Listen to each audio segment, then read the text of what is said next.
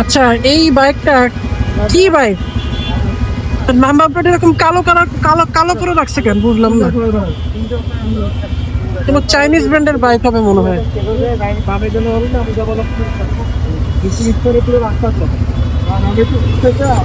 ভাই মানুষের চয়েসও, নাম্বার প্লেটের কালারও পুরো কালো করে ফেলছে।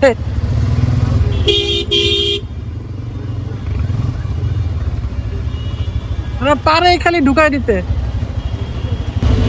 আচ্ছা একটা জিনিস কি, এই যে ইন্ডিকেটর, এই ইন্ডিকেটর গুলোতে কি কাজে আসে আমি না এই জিনিসটা বুঝি না। দুই সাইডে দুটো যে ইন্ডিকেটরের মতো বানাইছে, এগুলোতে কি আসলেই মানে কাজে দেয় এগুলা? মানে আমার আসলে মাথায় কাজ করে না যে এই ধরনের ইন্ডিকেটর গুলো আসলে কাজটা কি, মানে কি উপকার পাওয়া যায় এই ইন্ডিকেটর গুলো দিয়ে।